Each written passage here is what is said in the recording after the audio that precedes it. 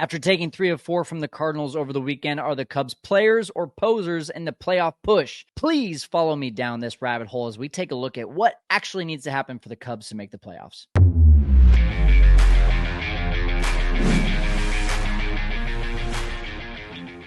Cubs fans, Setup Nation, Kyle Stanley here, and I'm excited to be talking about the Cubs today. That's always what we're doing here on the Setup Man YouTube channel and podcast. If you have not subscribed, please make sure you do so. We do a lot of really fun game breakdowns after the game as well, where I try to find some things that, the average fan maybe didn't notice, or that maybe you just need a little bit more context on, or just for fun, entertaining purposes too. Make sure you check that out on our YouTube channel. I'm going to get into this right now. I'm going to try to make this short, simple, to the point. We are talking about the chances that the Cubs can actually make the playoffs. Here we are, 114 games into the season. The Cubs are exactly the opposite of where they were last year. Last year, they were 59-55. This year, they are 55-59. You really wanted a 4-game sweep against the Cardinals over the weekend, especially after that devastating loss on Saturday, where the Cubs had a 4-1 lead in the 8th inning and blew it. But 3 of 4 just gives that feeling, right, of, hey, maybe they still have a chance. They took 2 of 3 from the Royals. Then they looked really bad against the Reds, and then they come back and they take 3 of 4 from the Cardinals. Now the Twins come to town for 3. They're making a playoff push as well in the AL Central. So this upcoming series is going to be tough for them, but Let's just take a look at the current standings here. And the current standings basically tell you that this is going to be a tall task, a very high climb for the Cubs. They're 8.5 back in the division, so I don't see that being realistic at this point with only 48 games left in the season. 5 teams are in front of them for the 3rd spot for the wild card, which really is difficult. When you look at the more teams being in front of you, the more likely one of those teams is going to catch fire, and that just makes it that much more difficult. The other side of it, you could flip it around and say, well, with 5 teams, there's more of a chance that more teams are going to hit on hard times, and hopefully it's one of those top 3 teams that is currently there. As you can see, the Braves and the Padres are tied for first. What a disappointing year it's been for the Braves. I really thought that they were going to run away with the East and probably win 105 plus games, but injuries, underperforming hitters. Hey, we kind of know a few things about that, right, Cubs fans? The Padres have completely caught fire, and they added to their bullpen during the trade deadline. So that's going to be a really tough team to leapfrog if you're looking at them. The Diamondbacks are a half game behind both the Braves and the Padres. Now, I'm looking at this and I'm thinking to myself, okay, this is going to be difficult. You're either banking on the Braves hitting on hard times, which I think is going to be unlikely. You're looking at the Padres to hit on hard times, which I also think is going to be at this point unlikely, given how much they did at the trade deadline. Or you're looking at the Diamondbacks, who are on fire to hit on hard times. And then you've got the Mets right behind them, by the way, as well in 4th. So if the postseason started today, the Mets would not make it, but they've kind of come back down to earth after a really good stretch. So, and then you've got the Cardinals, the Pirates, and the Giants, who are all, to me, very beatable and very average at this point. So really, the big thing is you're looking at the Diamondbacks. The Diamondbacks seem like the team that if you can hope that they do not keep on this current pace, and we'll talk about their upcoming schedule here in a little bit, along with the Cubs as well. Maybe that's the team that they can leapfrog if the Cubs do a few things well. Now, let's look at what they've done in their last 27 games, dating back to the game that they beat the Phillies, final game of the series to avoid a sweep. That's 27 games ago. They are 16-11. During that time, a slash line of 255 batting average, 310 on base, and a 426 slug as a team. Much better than what we had been accustomed to for the first, 87 games of the year. They have a 736 OPS, also a very big improvement. 32 home runs to 27 games for a team that has not been hitting a lot of home runs. In fact, right after the All-Star break, I think it was something like 6 games or so that they did not hit a home run. So just even taking out that little bad stretch and you still throw that into this 27 games, that just shows you how well they had been doing and now are doing again. And 7 just under 8 strikeouts per game, 7.7 strikeouts per game compared to 9 strikeouts per game in their first 87 games. So they're putting the ball in play more often. Offense overall, aside from that little 7-8 game stretch right out of the All-Star break, has been really good.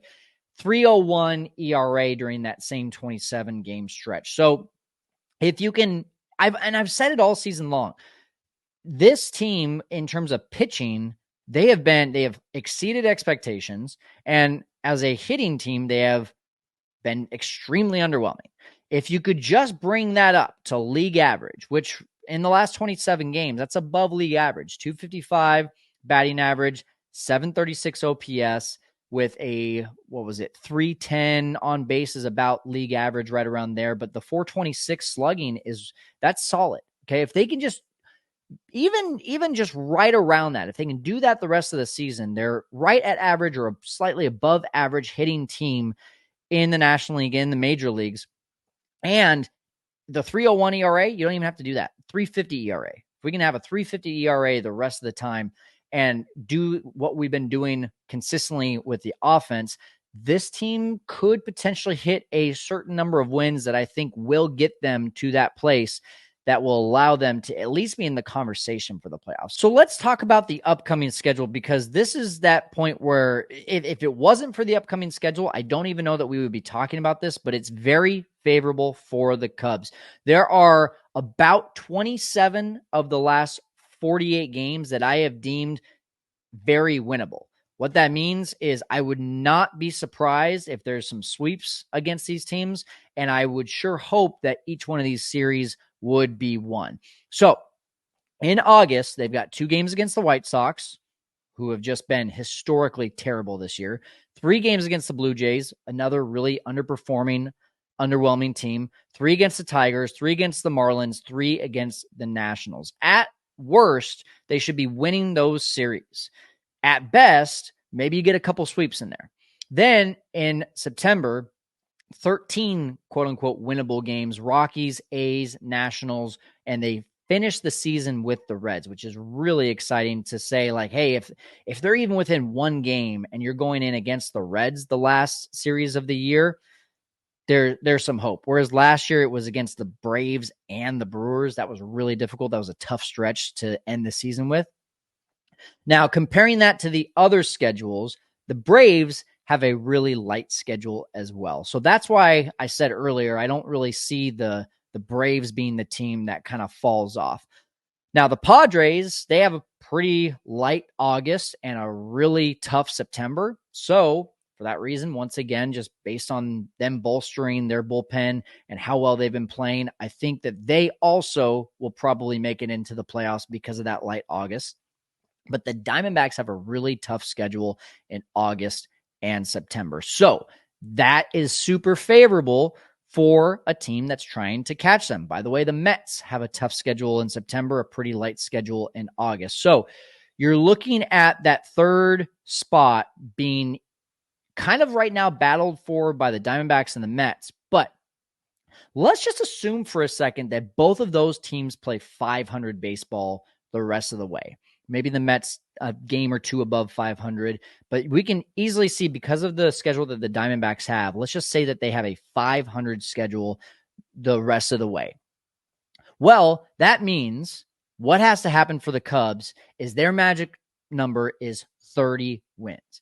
That puts them at a 625 winning percentage. By the way, the last 27 games, 593 winning percentage. So you're only asking them to win 3% more games. Okay. They've been winning 59% of the games last 27. We need them to win 63% of games for the next 48. If they can do that, if they can win 30 games, that gives them 85 wins for the year, 2 more than they had last year. That might sound like a lot, right? That might sound very, very difficult, but just think about the run that they went on last year in July and August to get them to be in that conversation. Well, basically just less than 2 months away. Why can't that happen during a light schedule as you've started to see the offense click, as you started to see the defense click, as you started to see the bullpen has clicked, the starting pitching has been there all year. If those things can come together and this team can play 625 winning baseball for the last 48 games, and the Diamondbacks and the Mets play just about 500, then this team is in the playoffs, or at least in the conversation, because you don't know what the Cardinals, the Pirates, or the Giants will do, which I don't see any of those teams. Of those three teams, I would say the Pirates maybe are the scariest just because of Paul Skeens and how much momentum that carried in for the team. After seeing the Cardinals this weekend, I don't think that's the team to beat. And of course, the Giants offloaded a lot during the trade deadline. Suddenly they're playing well, but I don't see that keeping up as well. With all that being said, we saw another move happen yesterday, which was really interesting. Matt Shaw, Kevin Alcantara, and James Triantos called up from AA to AAA for the Cubs. Is this a move by Jed Hoyer to say, hey, it's the end of the season. We want to make sure these guys who have been progressing get that time in AAA just to try to see if they have some success, and then maybe in 25 we bring them up? Or is it a, hey, if we find ourselves in September in the thick of it for the playoff run, and suddenly, Matt Shaw is lighting it up at AAA as well, is there a chance that maybe we just add him to the roster? A, give him some major league experience at the end of the year. B, potentially he carries that fire into the Cubs for their playoff push. I don't know where their mind is at, but it was really interesting to see those three moved up all on the same day to AAA. I don't really know why else you do that so suddenly. I think when you see the Cubs win 3 of 4 from the Cardinals and look up in the standings and say, hey, 48 games left, maybe we do have a shot. It feels more like the latter to me. The former being that they're just trying to get all playing time for AAA, and then maybe in 2025 is when they come up. My question on that would just be, then why didn't they come up, during their own times at, when James Triantos was doing really well earlier this year? Why didn't he come up to AAA at that point? Why didn't Kevin Alcantara come up at a different date than Matt Shaw? Why do them all at once? It seemed more like a, hey, it seems like we're maybe in the playoff push here or have a chance, so let's just press that button really quick. Let me know what you think in the comments. What was it for you when you saw that news come through? Was it Hoyer planning for 2025, or is it Hoyer saying, hey, maybe this could happen this year? I want to know what you think. All right, so here's some stats on these guys since July 1. And this again, just to me, kind of like backs up the thought of maybe it's just to see what they can do to be able to potentially be a part of a playoff push in September.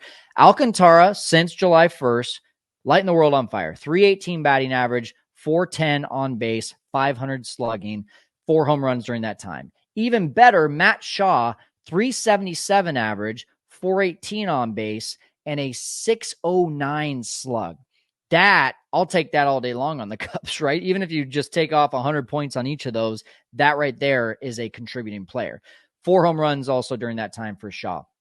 Triantos, this was the surprising one, and this is why I say I wonder if Jed's mind is on September for a playoff push and not 2025, because Triantos was doing really well earlier this year, but he has not done so hot since July 1st. 264 average, 337 on base, only 352 slug with 0 home runs.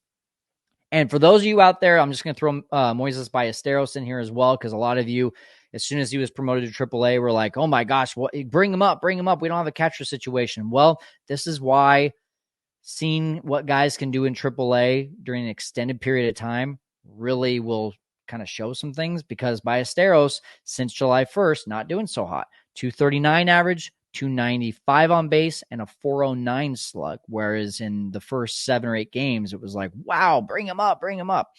So I can easily see, of these guys, I can see Ballesteros coming up just because of the thin catching situation that the Cubs have, just out of a need, right? If Bethancourt or if Amaya get hurt, I could see Ballesteros coming up even quicker. Or if he hits a really good stride, has a 10-game stretch where he's hitting 330, with a 500 slugging percentage, absolutely. Shaw, though, feels like the guy, right?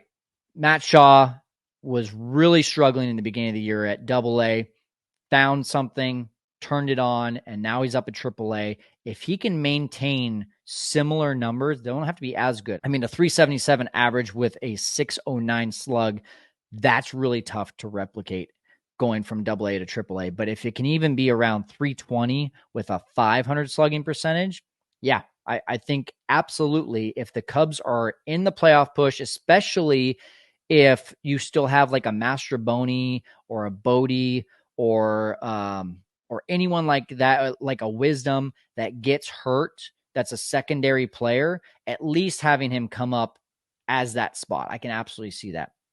Is he going to come in and start at second base? And if Nico gets hurt, no, I don't think that's going to be the case. I could be wrong, but I could see that being part of the plan, is him coming up if like one of those secondary guys gets hurt or they're just not performing well. So let me know what you think in the comments.